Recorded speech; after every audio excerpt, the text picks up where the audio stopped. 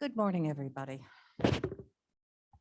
I think spring is definitely in the air, which is very welcoming. The ice is melting and rain is falling literally. So I'd like to call the meeting of the Executive Committee in order. It's March 2nd, 2022. A roll call, please. Bates, Bates here. Berman, Berman here. Davis, Davis. Ford, Cross, Here. Gums, Comes here. Kenyon, Here. Caius, Martin, Martin present. Molina, Molina present. Sanchez, Sanchez here. Strathman, Strathman here. Sturgis, Pepe, Happy here. Chepro. Shepro present. Here. Here. You have a quorum. Very good. Mr. Shadle, could you please lead us in the pledge? Carl? Carl's not here. Oh, I'm That's sorry. Tom. I don't have my glasses on. Oh, Mr. Mark, Rickard, maybe? Mark, please. My apologies. I'll put them on. I'd be happy to be Carl any day. So Sturgis is present.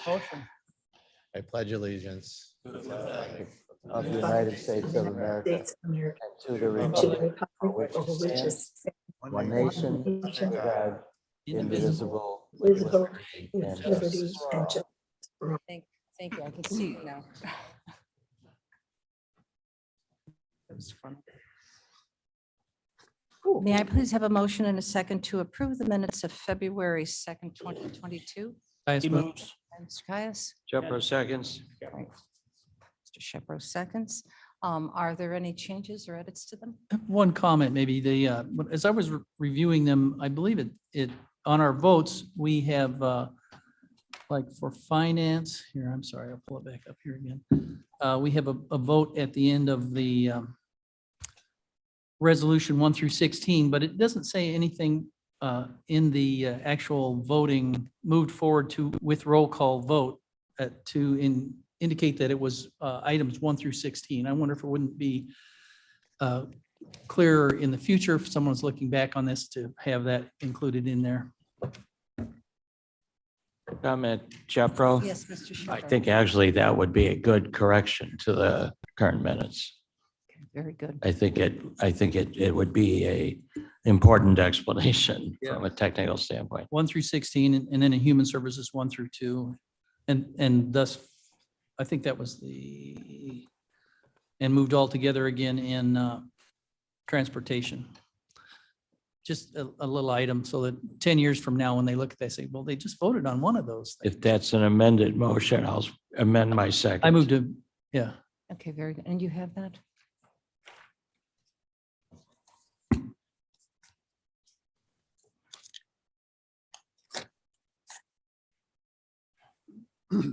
Okay. Are there any other changes? If not, clerk, please call the roll. Bates, And as amended, As amended. as amended. Yes. okay, Berman, Berman, yes. Davis, Davis, yes. Ford, Ford, yes. Cross, Yes. Gums, Comes, yes.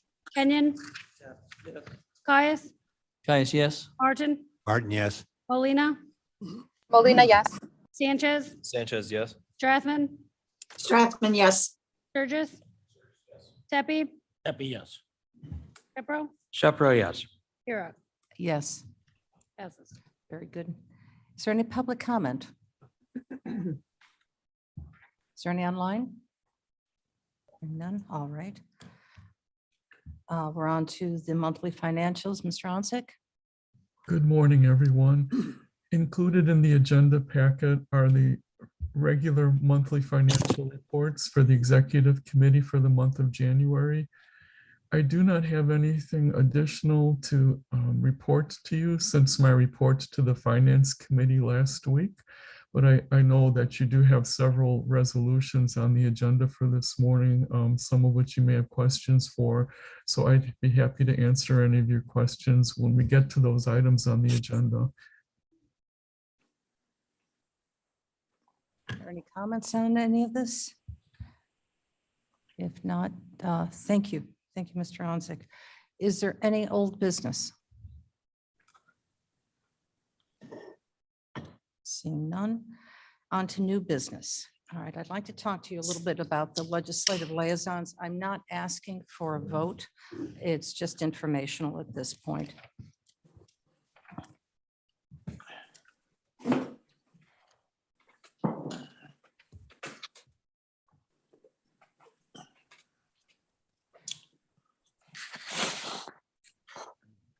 Good morning, Ms. Mosser.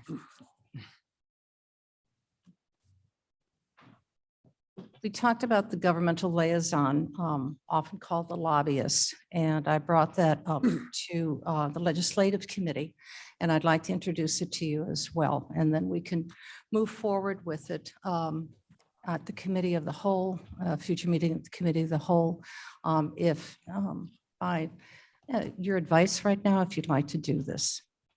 A little explanation for those of you who have not had the opportunity to work with a government liaison / lobbyist. That individual or company firm will become a single advocate for Kane County in legislative matters that are both within the state as well as federally.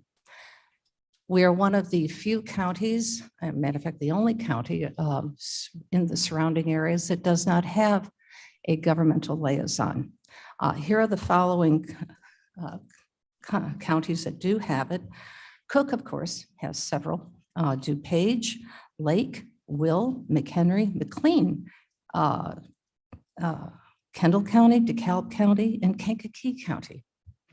All are represented by a government liaison or lobbyist. Kane County is not. Kane County did have a lobbyist during Karen McConaughey's term in office. And when my predecessor came on, if you remember, he canceled that contract, saying that he could do it on his own because of his wealth of experience in Springfield. I believe he appointed Matt Hansen and Jared Sanchez to do that work in Springfield. But it is impossible to do that work on a part-time, limited basis when you are just going there, in my opinion, to drop off literature about the county. Not only do we have to be responsive to our current legislators, which the legislative committee is excellent at. We have a good working relationship with all of our elected officials, both state senators, our congressmen and women, et cetera. But what we don't have the ability to do is to have that same relationship with all the other elected officials. Because if a bill is to be passed or advocated for Kane County, we need to have a consensus among many of them, not just a few. And that is something that a lobbyist government liaison could do for us. So we're missing out on opportunities, in my opinion, could bring resources and good legislation to Kane County. An individual that could be our voice down there. So in my opinion, we need to have representation for not only our own representatives, but to develop that coalition. And I'd like to talk about this further. Madam Chair Gums. Yes, Ms. Gums. Yes, thank you for bringing this up. I spoke with many members of the legislative committee. We will be doing a presentation on this issue and hammering out the process to go forward on it. I agree that it's a great opportunity. I think all the committee members agree that this is a pretty good opportunity. So we'll be presenting at legislative this month. Very good, thank you. I have a copy of the resolution that was dated March 10th, 2009, that was to be signed by Karen McConaughey, of course, and Jack Cunningham. The former firm that was used was Rauchi and Sullivan Strategies. But a question was asked through legislative, who does this company or lobbyist report to? And I'd like to read what was in the original or the professional services contract. I don't know if this is the original. There may have been others before that, but this is with Rauchi and Sullivan.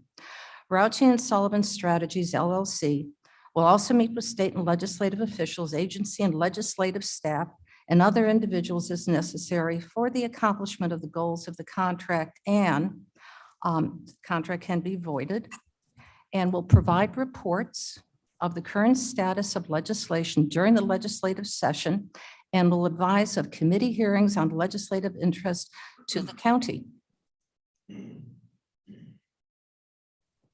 So that's who they report to. I think it best with the legislative committee. I thank you for diving into this, but I think it's best because of the importance of this executive committee that the report should be given to the executive committee because of the diversity of opportunities that are be presented, both financial, transportation, et cetera, et cetera. I think it's best served here. Mr. Shepro? Just a brief comment.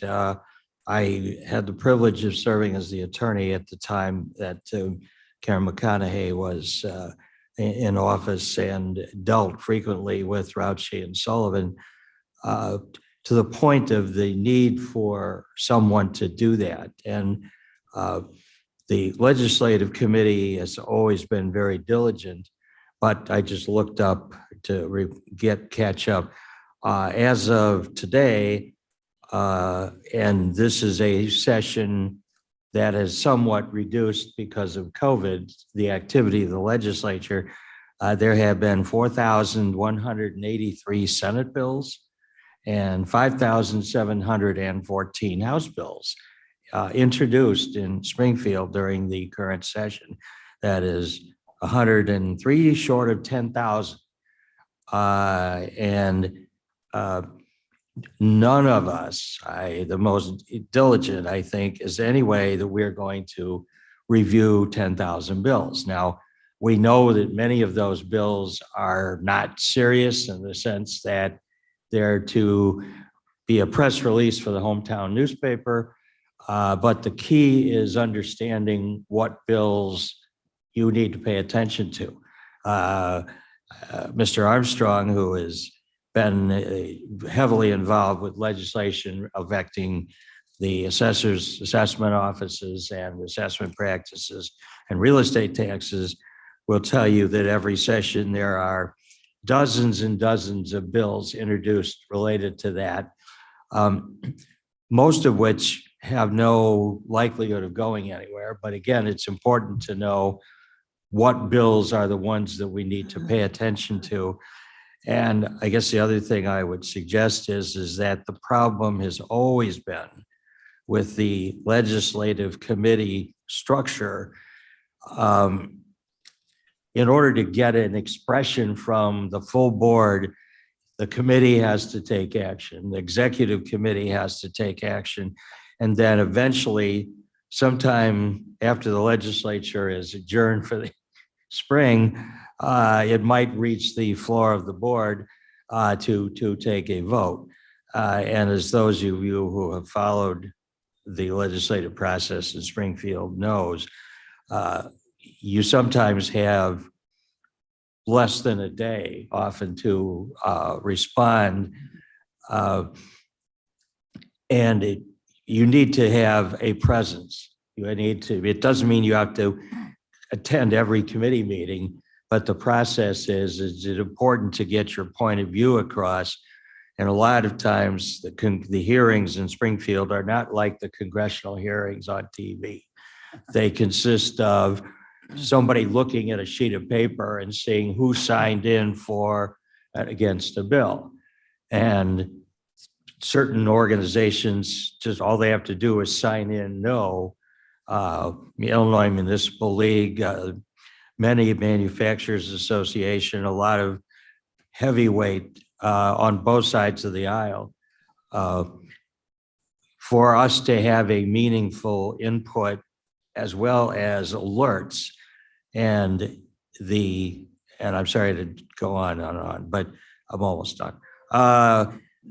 the lobbyist tradition, this is not someone that hangs around in the lobby and grabs people as they come out and say, will you please vote for my bill? The information that they give to you about what bills you need to pay attention to is, I think, really irreplaceable. Even the legislators, and many of them are very good about reporting to us about what's going on. You can't track every bill. They discuss it in caucus, but again, you got 10,000 bills. And we also know that very often you get to May 31st and then someone says, I propose Senate Floor Amendment 1, strike everything in the bill and put in this new language. So I would share the belief that we need to have a structure in place, one, to get this information to us and to organize it in a way that makes it meaningful. Getting lots of information in an untimely fashion doesn't do us any good.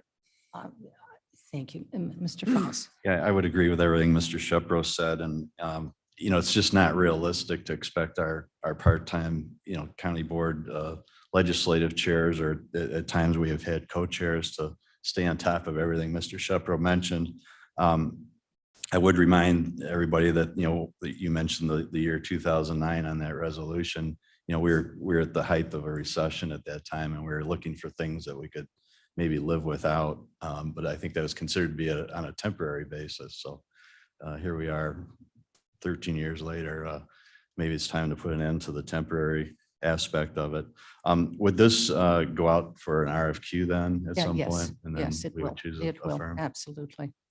Okay. And I had a conversation yesterday with Mrs. Meredith from ComEd. She's the government liaison. And she shared with me the money that is going to be allocated to the state of Illinois, which has just been released. That is the $12 billion for infrastructure. That just sit on you. We're the 5th largest county in the state of Illinois. We need to be able to advocate for that. I'm just scheduling a meeting with some of our department heads to move forward on that discussion, to learn more about what this opportunity can present to Kane County and how we can plan and organize and advocate for this, to make sure that our grant applications are thoroughly vetted and then distributed to the correct people and advocated for, so that we can also be competitive in getting some of this important money for the county. I spoke with the mayor of Elgin, and I'm sure you're aware in the paper for our representatives who represent the Elgin area, that the Kansas City and Canadian railroads are looking at merging. That if approved later on this year, that track will run all the way from Mexico through to Canada, directly through Elgin, downtown Elgin. $3 billion worth of infrastructure support is going to be needed to support that, that new railroad. So they're going to be knocking on doors. We're all going to be knocking on doors. And I'm sure, I'm looking at Tom right now. I can recognize you without my glasses. That he's going to be looking at this money as well, because we have got a lot of needs in our roads and transportations here in the county. So I think our next steps then, with your approval, I'd like to work with Mr. Shepro, and we'll put together an RFQ, and we'll start accepting those, and then we'll assess and then bring this back to you. But I'll wait courtesy so that we can get a more thorough understanding through legislative committee, since they've been kind enough to be able to do a presentation on this as well. Is that all right with you, Ms. Gumbs? Yes, after, like I said before, after speaking with the legislative committee, we were planning to address this at that level. So we'll have that discussion in that meeting. Okay, so we'll wait for the RFQ until you're completed. Thank you. Mr. Shepherd. Just briefly, I've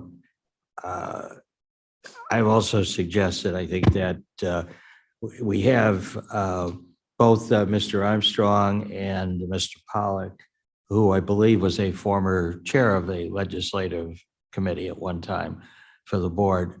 Both of them are very active in lobbying, and I think their input into how we go about this process is important. There are lobbyists, and then there are lobbyists, and some probably deliver better value for your money.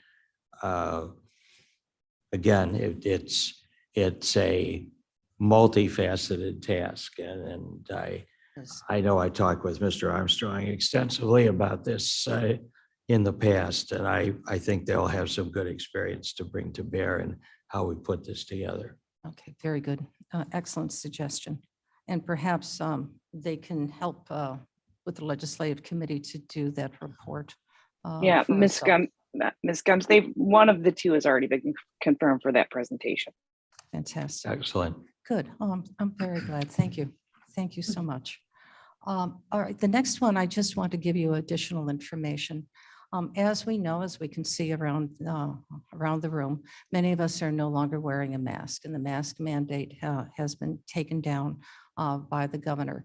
I have here, but it's not ready for prime time, a resolution that I would like to present to the full board next week. Fast-moving target on this. The final paperwork did not come through until late Monday night, and it was not able to be reviewed by our ASAs until yesterday. So we want to take a look at it one more time. We have a resolution currently that states that we have a mask mandate. So we want to make sure that we amend that resolution appropriately and formally to allow some flexibility just in case something else happens, that we can resurrect the mask mandate or appropriate measures to stop the spread of a virus. So we'll bring that to you and we'll make sure that it's done in plenty of time for your review. And if there's any questions here, we have Jamie Labrillo. Would you like to talk about this? Do you want to just give just a little update?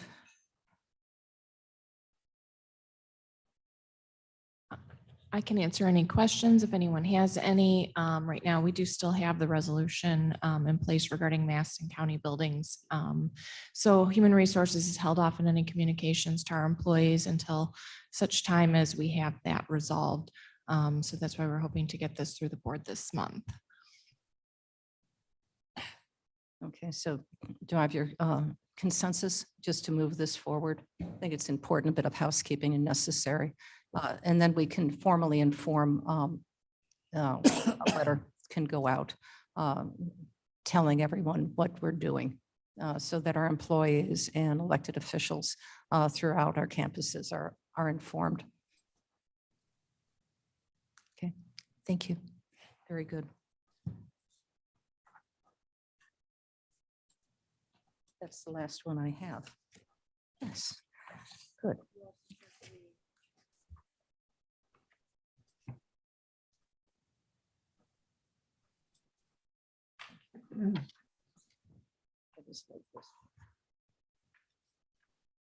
Okay, it's all good.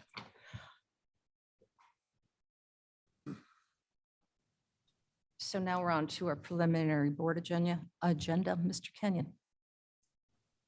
Agriculture. Before you will be an ordinance to address the possible nuisance of too many bees in the wrong area. And Mr. Van Kerkhoff has done a great job of researching this. And we haven't had a lot of complaints, but people are afraid of bees, even though they're vital to our existence. We need them for pollinators, and this addresses how many hives can be, how close to other people. And it is just a make sense piece of ordinance.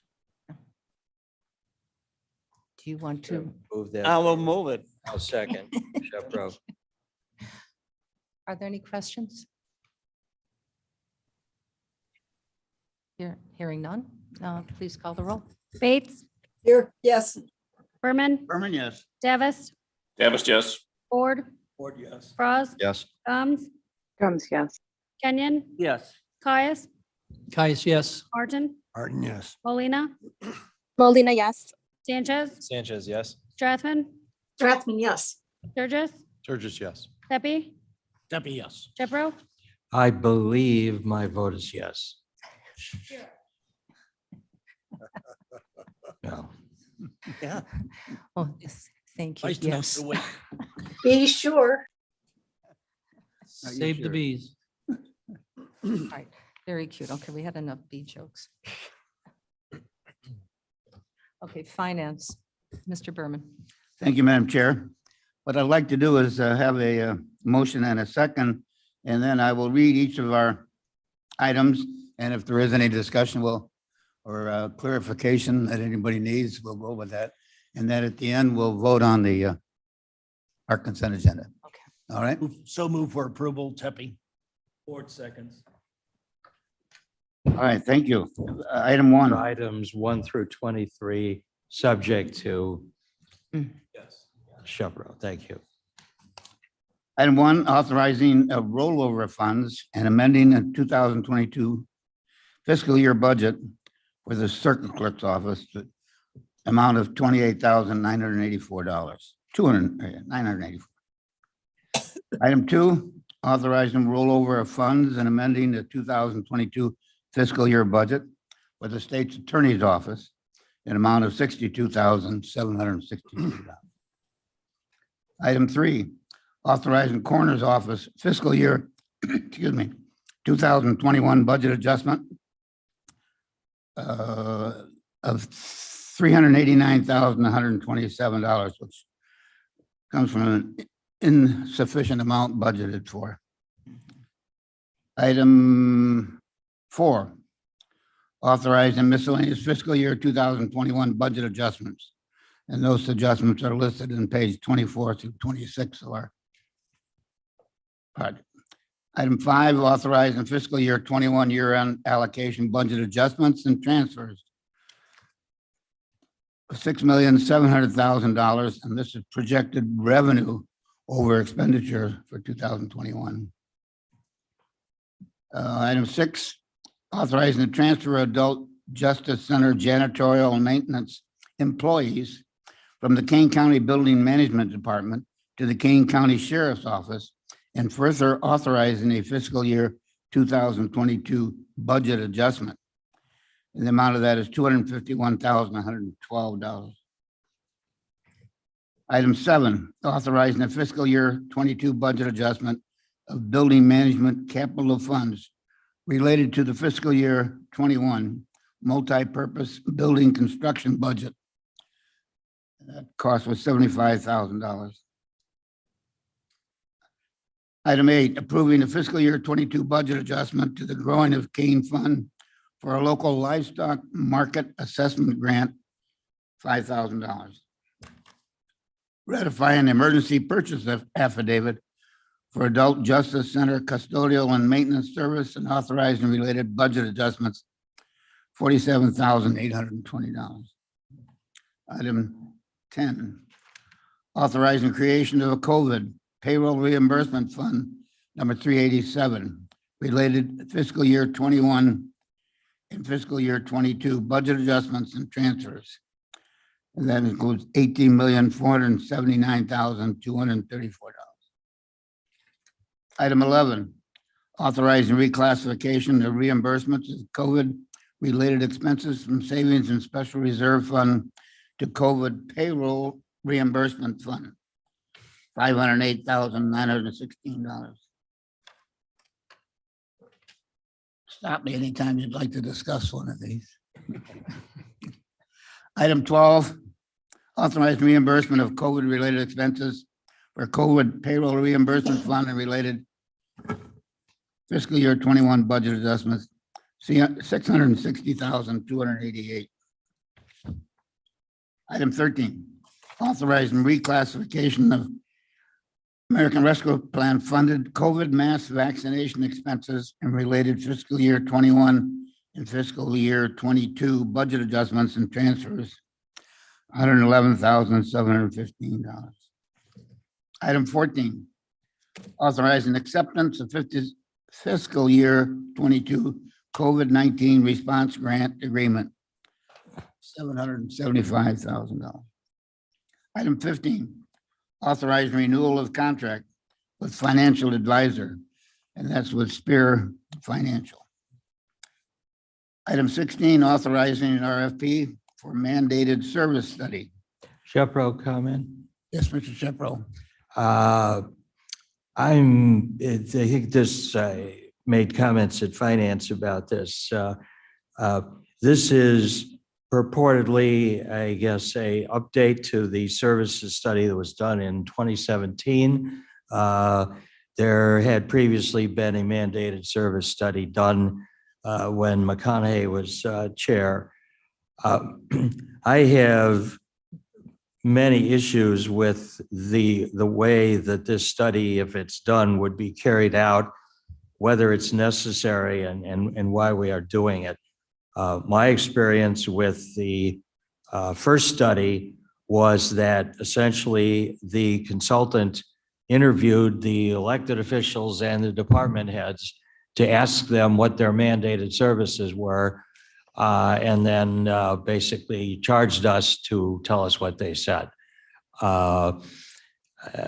I would be very concerned about what is the expertise. Oh, and they also gave us photocopies of the statutes related to those mandated services. Our first study did not include any financial analysis as to what the cost of those services were. My concern is manyfold about this. First, I think the elected officials and the department heads are well acquainted with what mandated services are. Perhaps we're not all clear about what they are, but I don't think we have to hire somebody to interview these folks to tell us. Also, what's statutorily mandated and what the public demands are not necessarily the same thing. We are not mandated to have a transportation division. We are not mandated to have a health department. We are not mandated to have a development department or zoning. And yet I would doubt very much if the public would be in favor of abolishing any of those departments or oversight. The biggest concern I have, though, is that it would appear that the biggest part of this study, we heard discussion at finance, they say, well, we need the data about the cost. I would certainly be willing to be corrected by the state's attorney or the other elected officials, but I'm wondering what expertise an outsider brings to the issue of, for example, what is going to be the cost of implementing the Safety Act? I don't think we know what that cost is going to be because in many cases, well, first off, they can't say, well, we've done this somewhere else because they haven't. This is new. All of our elected officials in the judicial public safety sphere are grappling with what they need, when they need it, how are they going to get it? And again, I don't think that there is somebody out there that is infused with great expertise that our own people don't already have. So what are we paying for? Are they going to do their own study? I don't know. I think that we have to be very careful about how we put anything together. I've also heard it said that if we're going to go to the voters, we need an outside person to come in and say the numbers that we're getting from our electeds or department heads are actually accurate. 100 to 150,000 seems a lot to pay for something that's is simply a cosmetic. Yes, here's somebody outside who agrees with the numbers we created. So I will vote against this today. I guess if we really feel we have to do an update, I think we should be very careful and have substantial board and elected official input into what the RFP is actually going to produce. Is again, my fear is that we're going to get charged to basically have them interview ourselves and then tell us what we said. So I would, at this point, as I say, I would intend to vote no this morning. Madam Chair? We have many comments on this. Why don't we have Dale speak and then everyone else? Yes, Pardon? Mr. Berman, Yes. Oh, I'll recognize. I think I think we're all interested in knowing what the costs are. And I think that what we're really paying for is someone to accumulate all that information, doing the investigation and the interviewing of all our department heads and all the elected officials and putting that together in a report. Now, maybe this is something that our finance department should be doing, but I think our finance director is certainly, if not overwhelmed, his department is quite busy doing the things that is required to do, and this is an additional to that. So I think that we're estimating at probably 100,000 rather than 150,000, but it's just to bring up to date. And hopefully they've got something to work from. But I think we need to see those numbers. I know that when I talk to people, I love to have what it's really costing us to do the things that we're doing that have been put upon us by state statute. Thank you, Mr. Sturgis. Madam Chair, thank you. I can't impress enough the need for having this study to be completed. As a baseline measure, we should be doing this on a regular basis. And to the best of my knowledge, what we have is quite aged right now. And to be looking at, a 3-inch thick binder for our budget and not knowing specifically what our minimum threshold mandates are, and what our wants are versus our needs sort of thing is critical to me. I don't know how we function as a board without having that as a base charter. On the other hand, I do agree with Ken in terms, I don't know that I'd be interested in paying an outside firm to tell us what those costs are. I think that we should be able to compute those costs in-house, but I disagree with Ken in terms of we need an outside firm to be able to do that research and say, without interpretation, this is what your mandate is, or these are what your mandates are that you need to comply with. So I would be voting in the affirmative on this, but if there was a way to, Ken, if there was a way to modify that so that we were doing the costs internally, I would also be in support of that, so. Okay, thank you, Mr. Mr. Martin. Martin? No. I agree that we need to have knowledge as to what these numbers are. And I agree that I don't want to be Mr. Martin. paying a Right. a consulting firm what I consider to be a fee based on an interpretive obligation, if in fact all they're going to do is glean information and then give it back to us in a compiled form. I think it's important to note today that what we're approving is the issuance of an RFP.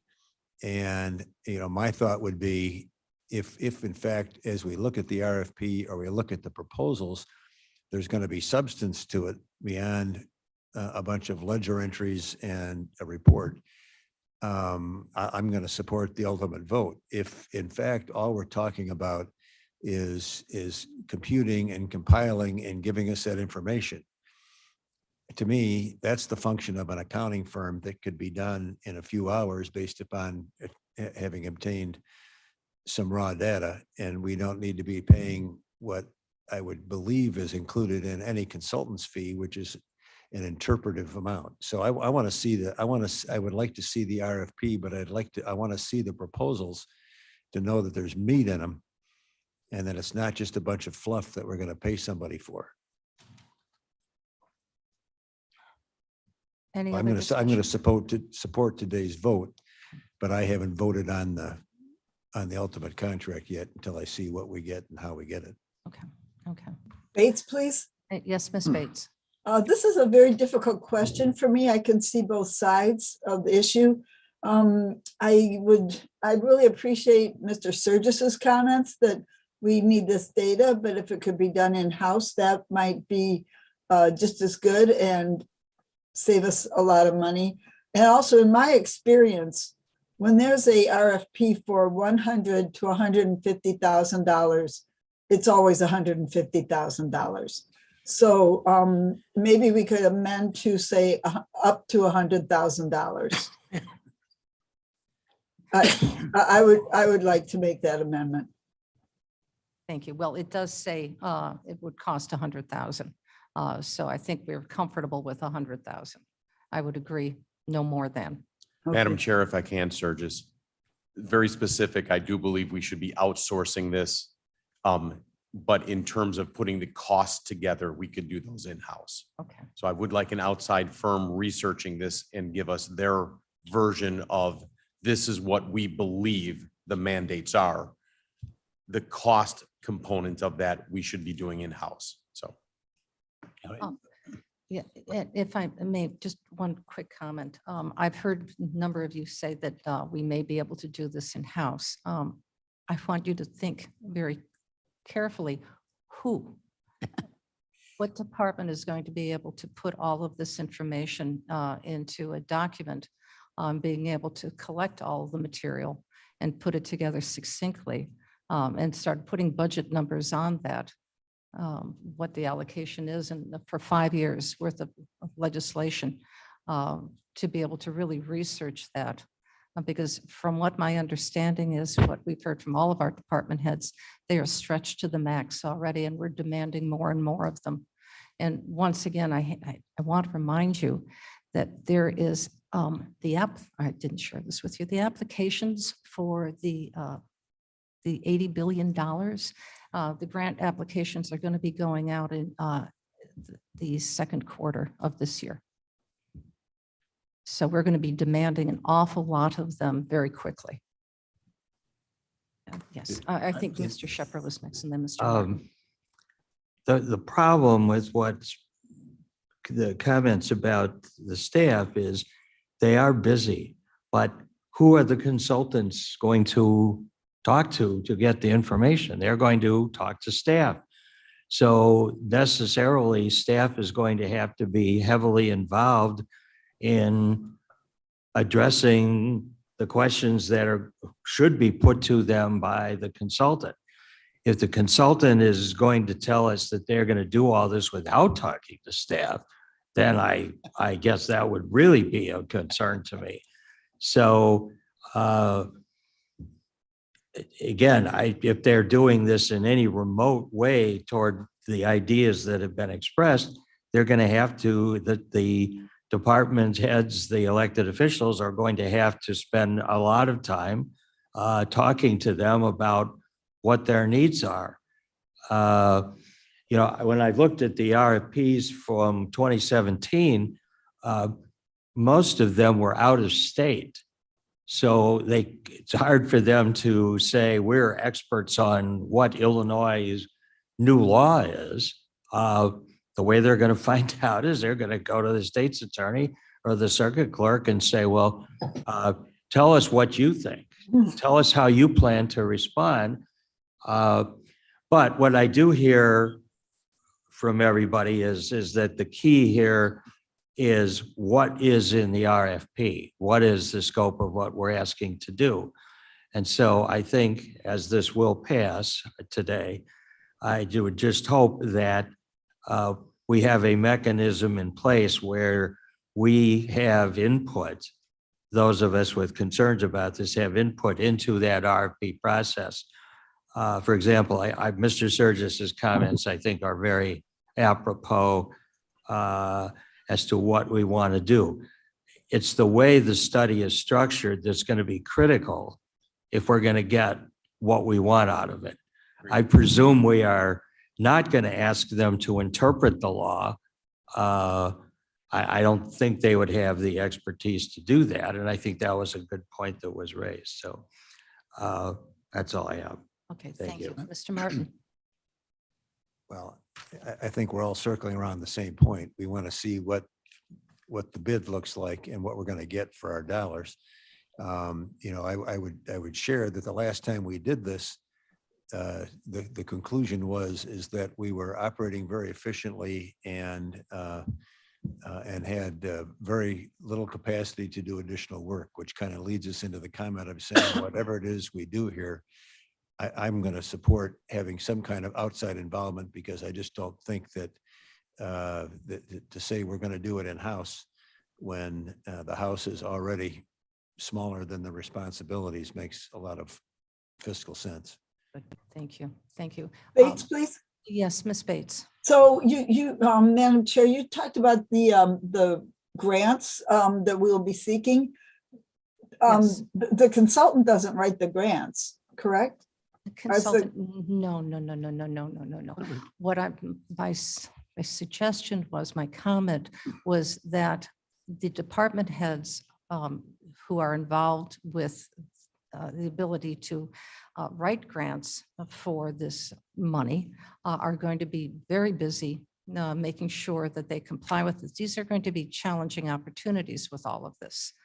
And we want to make sure that their focus is going to be on that rather than having to do an updated report.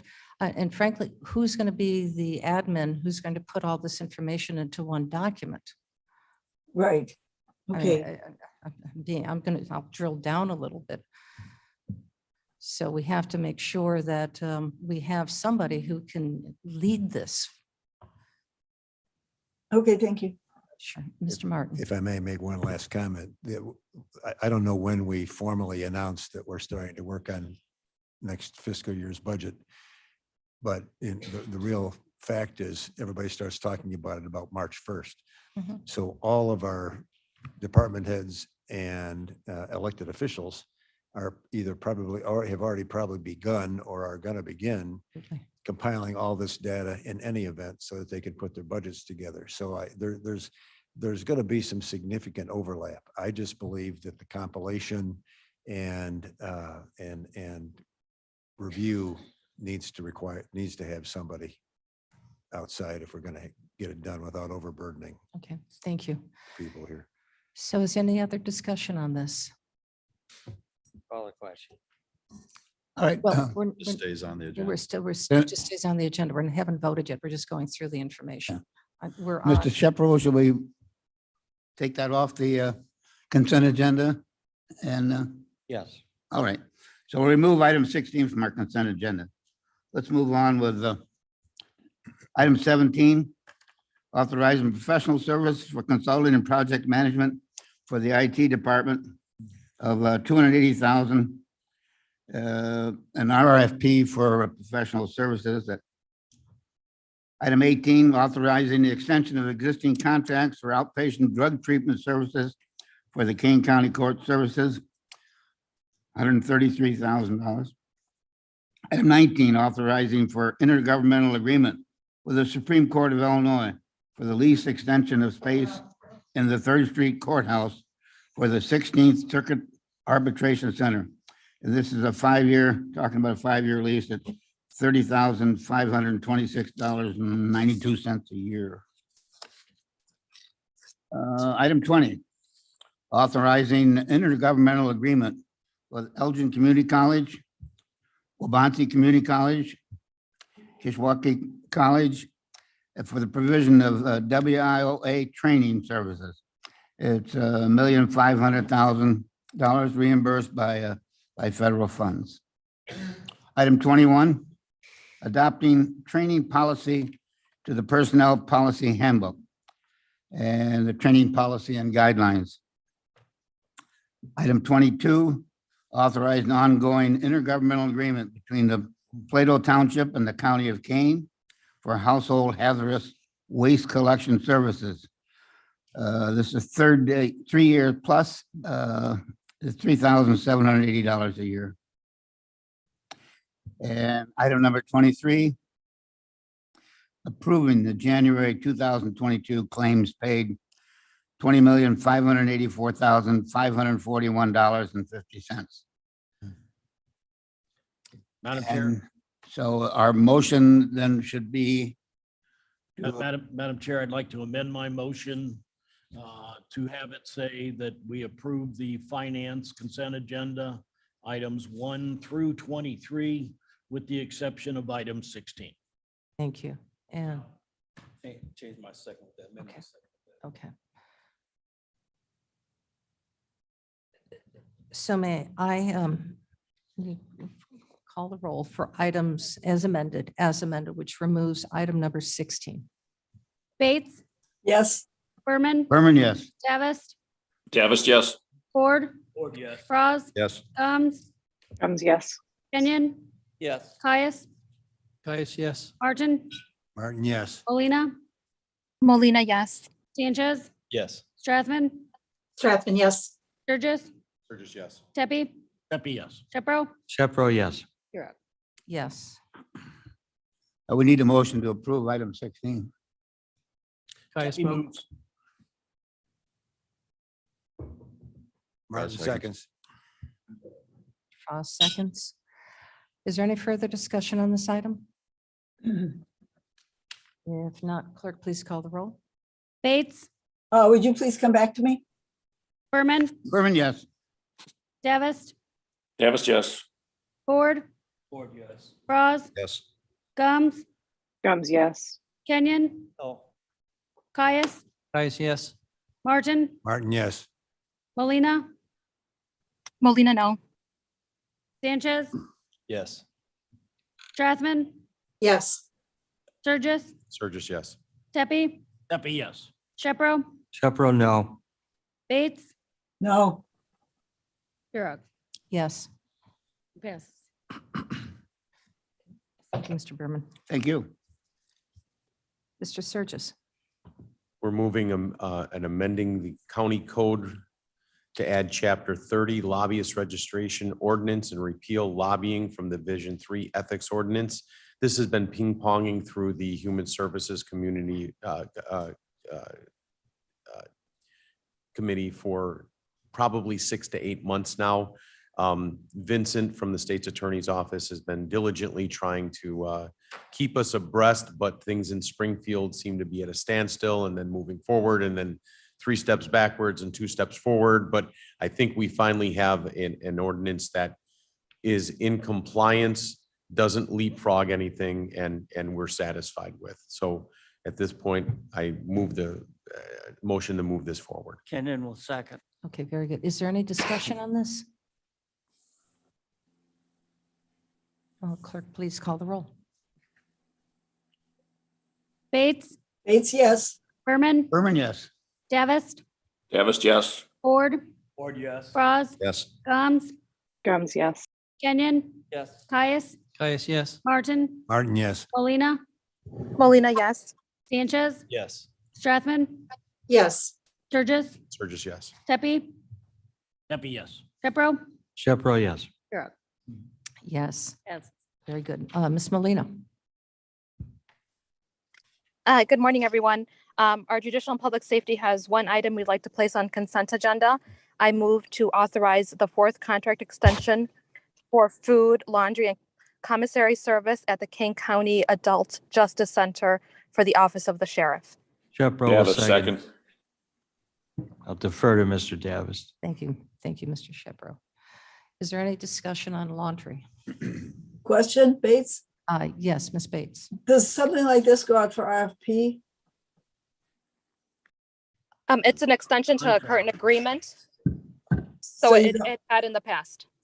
So it doesn't need an RFP every time, I take it. No. I believe, no, it does not. Our state's attorney was nodding her head no. It's exercising an Nodding no. existing, it's exercising an existing contract, right? Mhm. Okay, thank you. Okay, any other questions? Hearing none, clerk, please call the roll. Bates, Bates, yes. Berman, Yes. Davis, Davis, yes. Ford, Ford, yes. Frost, Yes. Gums, Yes.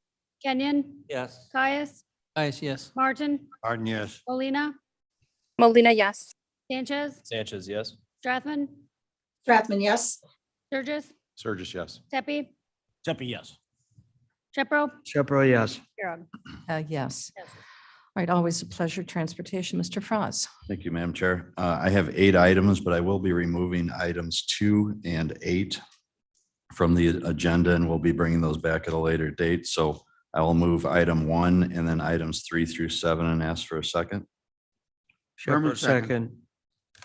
Mr. Shepro? Yes, that'll be Okay. fine. Item 1 is this approves 5 new and 6 renewal of routine adopt the highway applicants. Items 3, 4, 5, and 6, these are 4 resolutions all pertaining to KDOT is taking over supervision and receiving of funds from the Association for Individual Development. This is for the Ride and Cane program. So these 4 resolutions pertain to essentially the paperwork and contracts transferring that from AID to KDOT. Item 7, this is an amendment to an engineering agreement with Alfred Benish and Company, $360,140. This is related to the removal of contaminated soil on our final section of Long Meadow Parkway, section C2. This contaminated soil was a known factor when we started the project, so this just moves forward with that, and they will oversee that. That's it. Item 8 was removed for future consideration. Okay, I see applause. Is that to eliminate the contaminated soil? How long has that been? That's been a The soil while. issue. Yes. Yeah, well, the soil issue is known. This is where there used to be an asphalt plant up there. So it was known from the start. The state of Illinois oversees this part of the process because they're funding it. And they did what's called, they allowed a couple of the bidders, contractors, to do what's called value engineering, to look at alternatives to save some money. It took some time, but those alternatives really didn't work out. So we're kind of starting from scratch. So we received, we put it out for, or this is just for the engineering of that, but the bids did go out and it came back. We only had 1 bidder. So we'd like to go back and throw a larger net and see what we come back with. Okay, very good. Thank you. Thanks for the explanation. Are there any other comments? Seeing none, clerk, please call the roll. Bates, Bates, yes. Berman, Berman, yes. Davis, Davis, yes. Ford, Ford, yes. Frost, Yes. Gums, Gums, yes. Kenyon, Yes. Caius, Yes. Martin, Martin, yes. Molina, Molina, yes. Sanchez, Sanchez, yes. Strathman, Strathman, yes. Sturgis, Surges, yes. Pepe, Pepe, yes. Shepro, Shepro, yes. Keurig. Yes. Passes. Okay, very good. All right, so that's the end of our agenda items. I believe we will be going into executive session. Madam Chair, Yes. Caius, I move to go into closed session to discuss, number 1, the employment, compensation, discipline, performance, or dismissal of specific employees, and number 2, probable and imminent litigation. Shepro will second. Okay, all in favor? Roll call. Roll call. Bates, Sorry, yes. Bates, Berman, Yes. Berman, yes. Davis, Davis, yes. Ford, Ford, yes. Frost, Yes. Gums, Gums, yes. Kenyon, Yes. Caius, Yes. Martin, Martin, yes. Molina, Molina, yes. Sanchez, Sanchez, yes. Strathman, Strathman, yes. Sturgis, Surges, yes. Pepe, Pepe, yes. Shepro, Shepro, yes. Keurig. Passes. We are now going into executive session. He can. Here, read this. This is from Jody Womack. Hello, everyone online. This is Kelly working with Blair. Please accept your invitation to go into our closed session. So my presumption was correct. This broad ad ought to be sitting there.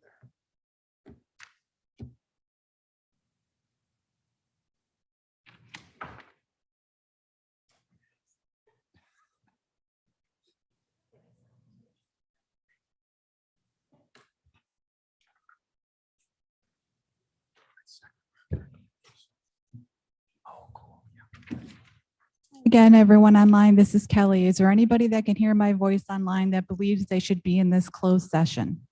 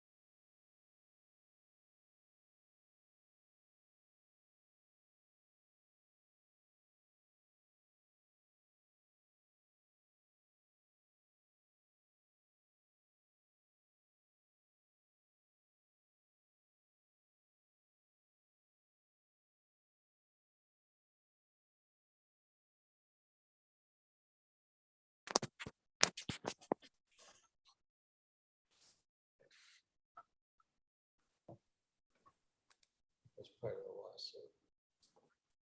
He also turned out to be an investor in one of the subcontractors. We had a whole giant room full of the files. Sounds like I needed to- employer, Yes. local lawyer. Oh, it was. Back here. Oh, Crocuson?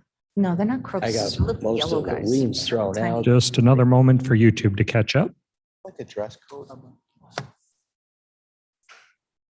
It's so pretty. I mean, just walking through, like, Little green. flowers. Think you're on. I'm just amazed it could happen, aren't you? No. Settle down, man. Well, too much going. Okay, you are in open session. We are now in open session. Clerk, please call the roll. Bates, Bates, yes. Berman, Herman's here. Davis, Davis here. Ford, Bras, Dums, Comes here. Kenyon, Here. Caius, Guys here. Morton, Martin present. Molina, Molina present. Sanchez, Sanchez here. Strathman, Strathman here. Sturgis, Surges here. Tepe, Deputy here. Shepro, Shepro present. Huron. Present. Okay, are there, we're on to committee reports. Are there any committee reports? It's not a report.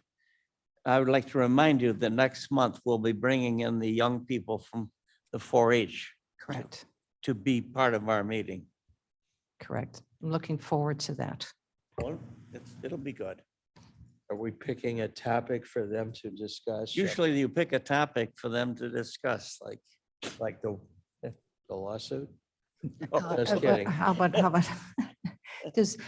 if you have any suggestions on this, let me know. Know what you think would be a good, by the end of the week, so I can let them know so they can do their research. How about regenerative agriculture? what? How about our bee ordinance? Well, we're going to adopt it. Okay, the B ordinance is going to be adopted, but why, think about it and just let me know. Send your information to Jane and she'll collect it all. We have a little issue in South Elgin where some of the residents are shooting out their back door and they're actually pretty close to a little, what? Shooting? Bang, bang, That's what I was going. Bang, bang, bang. bang. Shotguns, they're shooting clay pigeons and they're close to the neighbors and it's kind of discerning to move out to the suburbs so you can have somebody shoot at your Shoot. back porch. Your cat or. The state's attorney will be involved. I imagine the sheriff should be involved in that. Terrifying squirrels. Give them the list of topics for the referendum. Might and see want to what try they the think. South Oh, Elgin yeah. Police. And pick. Send all your suggestions to Jane. Please. Right. I'm sure they're going to be wonderful. This isn't quite a committee report, but are we to deal with this resolution relative to the furniture No, purchase? that is, we've removed that Oh, intentionally. okay, all right. Thank you for bringing that up, that we've come up with a better solution. But Herman Miller furniture for the board members? For your specific office, we're having a redesign there. Retiring board members. Instead of a watch. Madam Chair, under committee reports, Mr. Iqbal has asked us to look at a couple of items in human services, and some of those are the committee structures. Within the committee structure, we have Jake Zimmerman's Veterans Administration, Veterans Affairs Department reporting to Human Services. I believe that the charter requires that to be reporting to Vern's Public Service, and we'll be working with Vern to make that transition happen.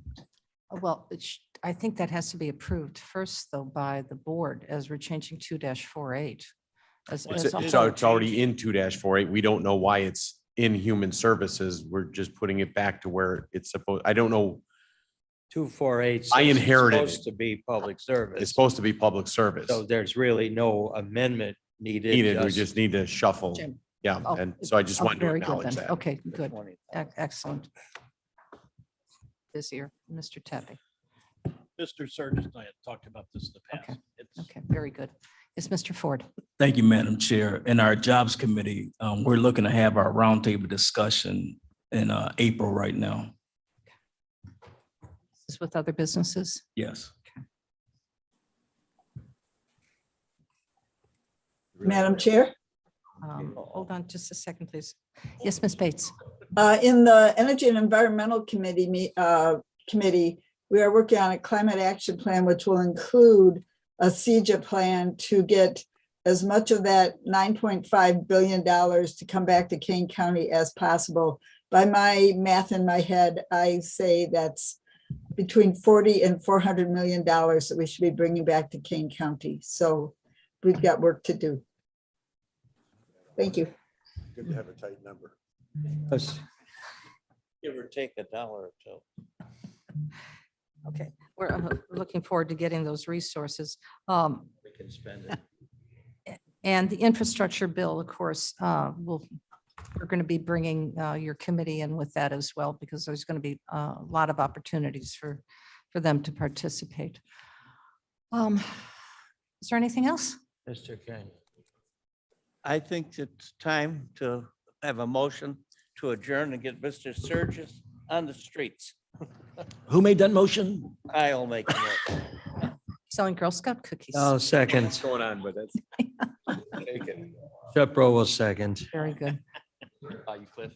All in favor, aye? Discuss the putting- Aye. Aye. Aye. Aye. Jack? Opposed? Can we place orders for cookies now? Might be pretty Contact Mr.